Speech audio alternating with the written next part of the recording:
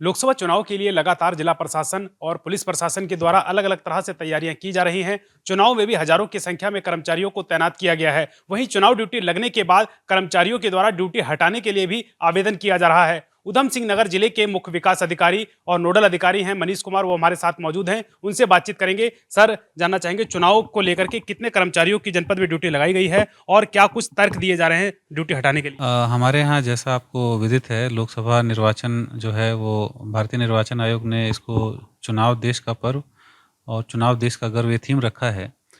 तो इसमें माननीय जिलाधिकारी और जिला निर्वाचन अधिकारी के निर्देशन में एक बहुत ही व्यापक टीम तैयार की गई है। यहाँ पे लगभग 10,000 लोग जो हैं इसमें विभिन्न रूपों में काम कर रहे हैं, चाहे वो हमारी इन्फोर्समेंट टीम हो अथवा एक्चुअल कार्मिक हों, जिसमें प्रिसाइडिंग ऑफिसर और P1, P2, P3 हैं, और साथ ही साथ अन्य भी सुरक्षा से जुड़े हुए अधिकारी हैं। तो कुल मिला के हमारे यहाँ लगभग 10,000 कार्मिक जो हैं चुनाव की ड्यूटी को संपन्न कराने में लगे हुए हैं।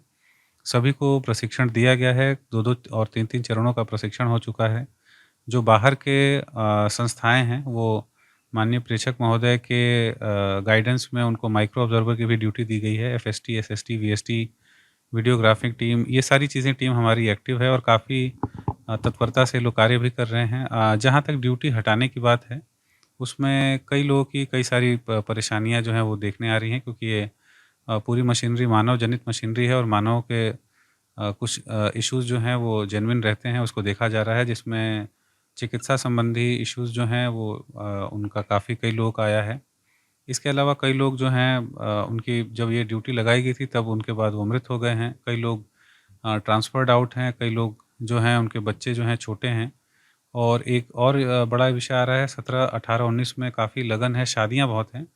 तो कई ऐसे अधिकारी हैं जिनकी स्वयं की शादियाँ हैं या फिर उनके बच्चों की शादियाँ हैं।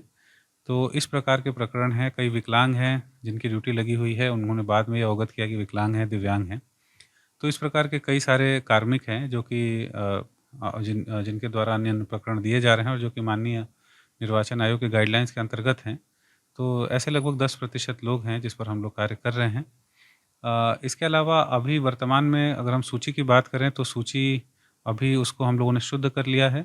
जो गाइडलाइन है भारतीय निर्वाचन आयोग के, जो हैंडबुक है और कंपेंडियम ऑफ इंस्ट्रक्शंस हैं, उसको देखते हुए जो पात्रता होनी चाहिए उसको सुनिश्चित किया जा रहा है। और सभी कार्मिकों का, जैसा मैंने कहा आपको, कि अब प्रशिक्षण दिया जा रहा है और जो त्रुटियां थी उसको हटा ली गई हैं और अब हम लोग निर्वाचन करने के लिए बिल्कुल तैयार हैं। तो ये थे हमारे साथ में उधम सिंह नगर जिले के मुख्य विकास अधिकारी मनीष कुमार, जिनके द्वारा बताया गया कि जो उधम सिंह नगर नैनीताल लोकसभा का चुनाव है उसमें 10,000 कर्मचारियों की ड्यूटी लगाई गई है। उसमें से 10% ऐसे लोग हैं जिनके द्वारा ड्यूटी हटाने के लिए आवेदन किया गया है और उनके द्वारा अलग अलग तरह से तर्क दिए गए हैं अपने स्वास्थ्य को लेकर और शादी को लेकर। इसके अलावा अन्य जो भी दिव्यांग कर्मचारी हैं उनके द्वारा भी तर्क दिया गया ताकि उनकी ड्यूटी को हटा दिया जाए।